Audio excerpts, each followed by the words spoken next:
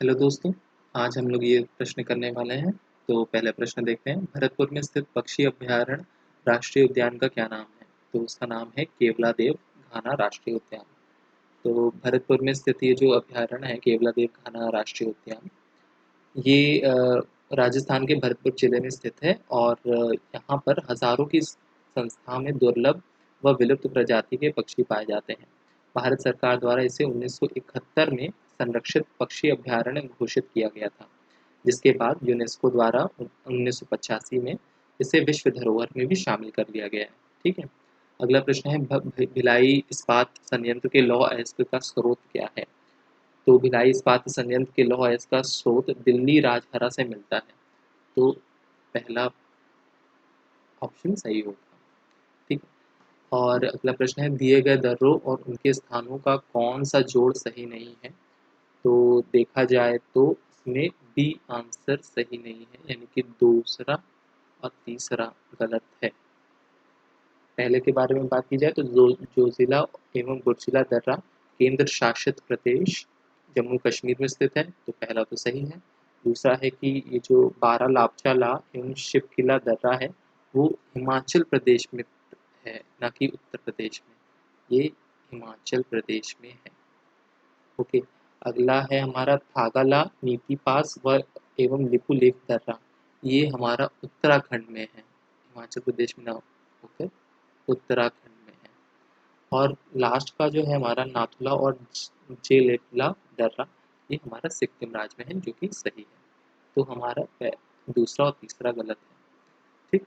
और इसमें पूछा ही है कौन सा सही नहीं है। ये ज़रूर ध्यान रखें कि क्या पूछ रहा है। कभी कभी हम लोग गलती से जो सही होता है वो हम लगा कर आ जाते हैं, 1 और 4 लगा के आ जाते हैं। खैर, अगला प्रश्न है, किसके बढ़ने के फलस्वरूप निजी निवेश में वृद्धि की अधिक संभावना होगी? तो इसमें है आंसर सी, नई पूंजी अनुमानित प्राप्ति के बढ़ने के फलस्वरूप निजी निवेश में वृद्धि की अधिक संभावना होगी। भारत की राष्ट्रीय आय का आकलन करने वाली संस्था कौन सी है?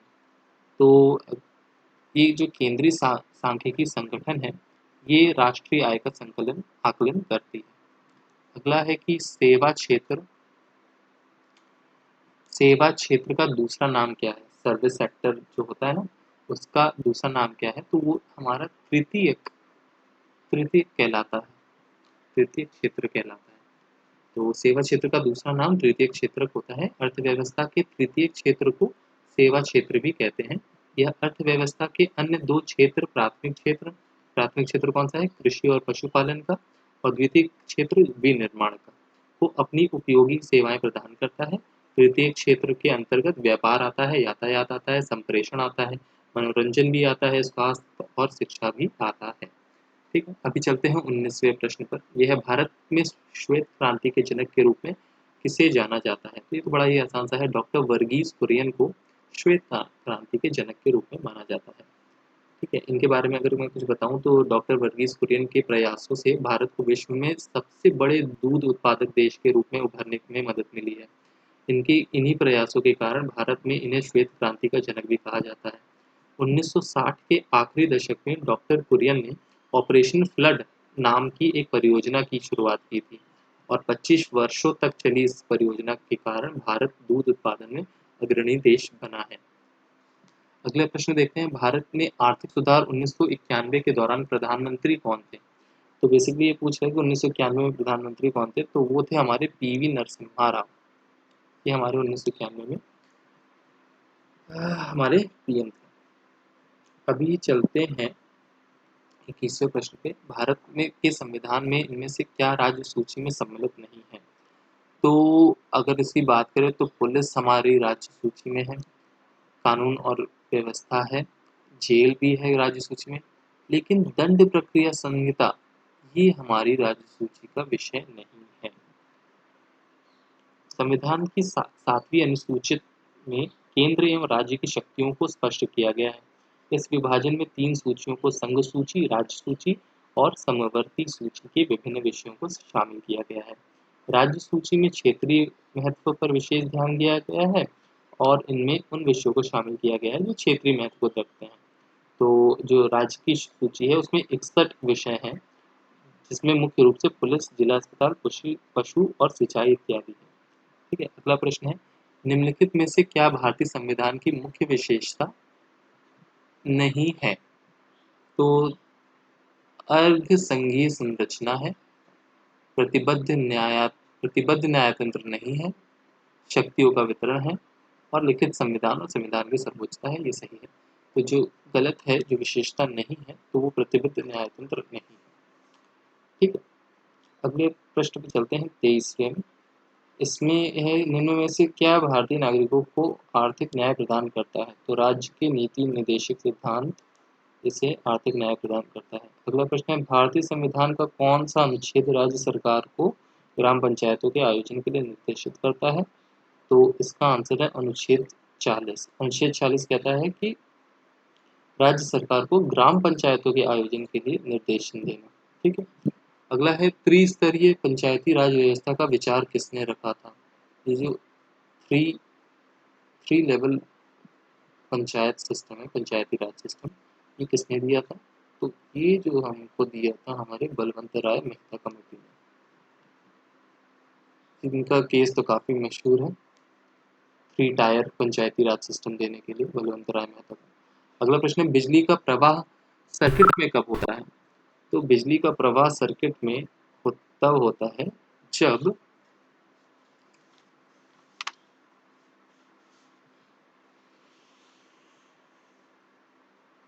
जब स्विच बंद होने पर।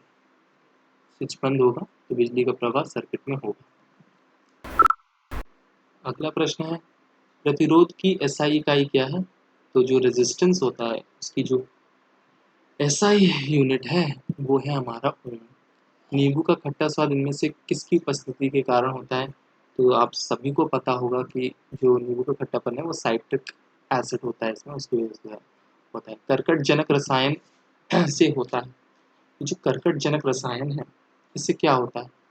इससे जो होता है कैंसर होता है। अगला प्रश्न है, त्वचा की ऊपरी सतह क्या कहलाती है? तो ये सभी को पता होना चाहिए कि ये जो है एपिडर्मिस कहलाती है, त्वचा की ऊपरी सतह। अगला प्रश्न है, under root 1+27/169 is equal to 1+x/13। इसको मैंने एक अलग से वीडियो में भी इससे सॉल्व किया था।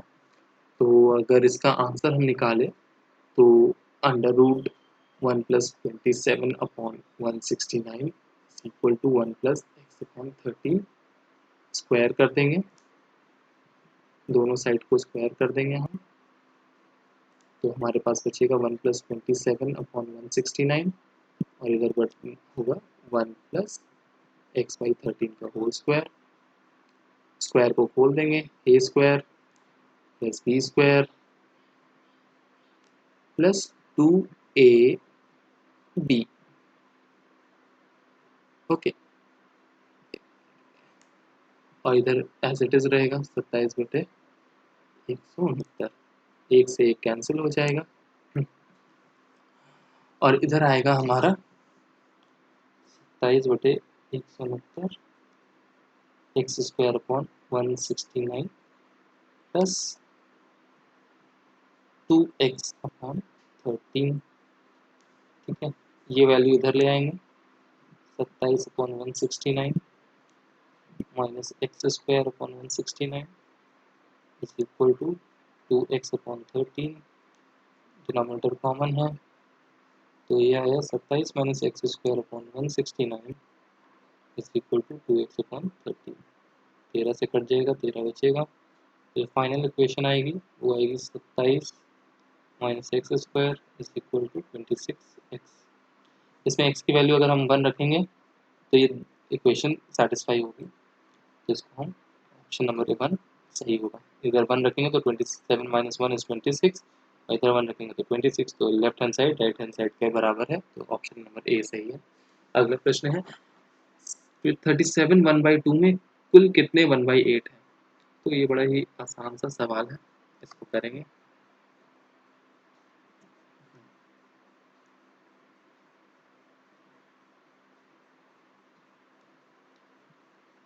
जो 37 1/2 है वो हमारा मिक्स नंबर है, तो 37 1/2 को डिवाइड करना है 1/8 से। तो मिक्स नंबर को फ्रैक्शन में चेंज करेंगे, 37 को 2 से मल्टीप्लाई करेंगे और 1 ऐड कर देंगे। तो 37 2 से 74 प्लस 1 is 75 डिवाइडेड बाई 2 और होल डिवाइडेड बाई 1/8। डिवाइड हटाएंगे तो क्या हो जाएगा, नीचे की वैल्यू पलट जाएगी, वो आ जाएगी 8/1। ठीक है, 75 से इसको काट, 2 को 8 को 2 से काट देंगे और जो आंसर आएगा वो आएगा 300। तो 300 इसका आंसर हो जाएगा। ठीक है, अगला प्रश्न है, अगला प्रश्न क्या कह रहा है, अगला प्रश्न कह रहा है कि अंडर रूट ऑफ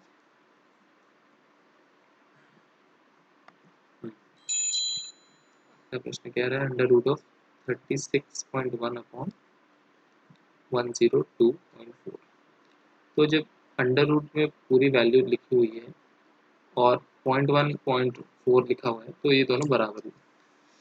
तो पॉइंट अगर हम हटा देंगे, हटाने के बाद क्या वैल्यू आ जाएगी हमारी आएगी अंडर रूट 361/1024।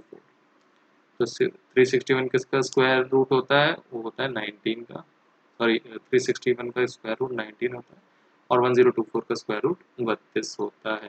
तो करेक्ट आंसर क्या है, 19/32, ऑप्शन नंबर सी। अगला प्रश्न है, एक शहर की जनसंख्या 4% की वार्षिक वृद्धि होती है परंतु स्थानांतरण के कारण 1/2% वार्षिक तक घट जाती है। 3 वर्षों में वृद्धि का प्रतिशत क्या होगा। तो सबसे पहले देखते हैं एक साल में कितनी वृद्धि होती है, तो होती है 4 - 1/2, 4 2 8 -1 7/2 या फिर 3.2%। ठीक, वृद्धि हो रही है। अब ये पूछ रहा है कि 3 साल में कितनी होगी, है ना, 3 वर्षों में वृद्धि कितनी होगी। तो इसके लिए फॉर्मूला आपको याद होगा कंपाउंड इंटरेस्ट का, P1 + R/100⁴ n। ठीक है, इसमें हमको P निकालना है, रेट हमको दिया है 3.2/100 और n है 3 साल के लिए। ठीक है, और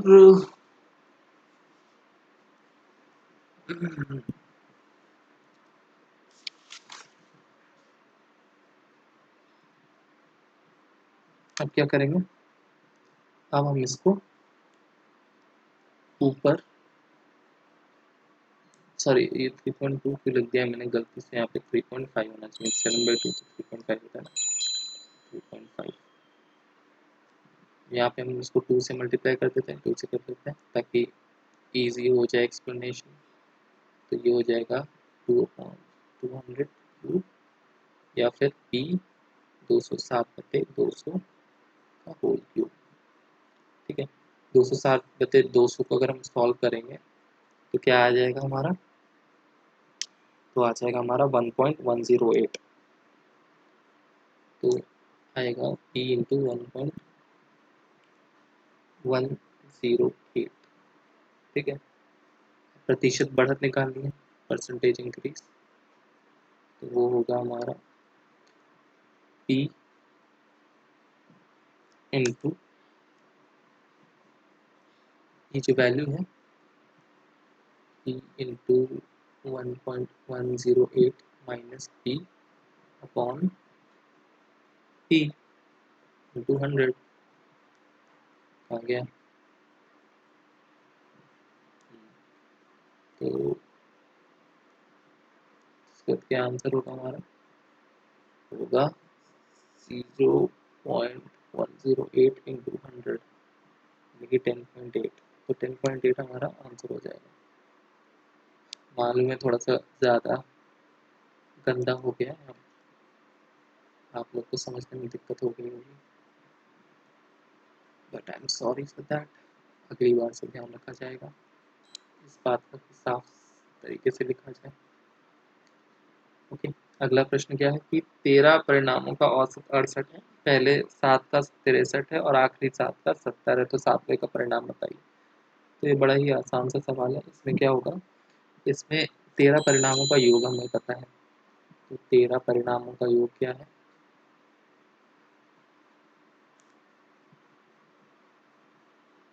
सीधे हम 68 का 13 से मल्टीप्लाई कर देंगे जो हमको दिया हुआ है, 884 आ जाएगा। इसके बाद क्या करेंगे, पहले 7 का योग कितना है, इसमें भी मल्टीप्लाई कर देंगे, 60 इंटू 63 441, और आखिरी 7 का योग 7 इंटू 70 490। तो जो 7th टर्म है तो क्या हो जाएगा हमारा, 490 प्लस 441 माइनस 884। इसको सॉल्व करेंगे कितना आ जाएगा, आ जाएगा 931 माइनस 884, जो कि आएगा 47। तो 47 इसका सही आंसर हो जाएगा। ठीक, पहले से बेटर है हैंडराइटिंग, लेकिन थोड़ा सा और तेजी सुंदर हैंडराइटिंग है। निम्नलिखित में से तीक्ष्ण शब्द का विलोम क्या है? अब फिर से यही प्रश्न आ गया। तीक्ष्ण का जो विलोम शब्द है, तीव्र नहीं होगा, तृष्णा नहीं होगा, त्याग नहीं होगा, कुंठित हो सकता होगा, क्योंकि इसका विलोम कुंठित ही होता है। तीक्ष्ण का जो अर्थ होता है मतलब तेज या तीव्र बुद्धि वाला, और कुंठित का जो अर्थ होता है वो होता है मूर्ख या जड़ बुद्धि वाला। अगला है गज वदन का पर्यायवाची क्या है? तो गज वचन जो है गणपति को कहते हैं। और कांटों से भरा हुआ वाक्य के लिए नीचे दिए गए विकल्प में से एक शब्द चुनिए। तो कांटों से भरा रास्ता, आपको पता है ना क्या होता है, कंट का कीर्ण होता है। कंट का कीर्ण, कंटक नहीं होता है, विकर्ण नहीं होता है, कुचैला नहीं होता, तो कंटक का कीर्ण ही सही ऑप्शन है। Thank you.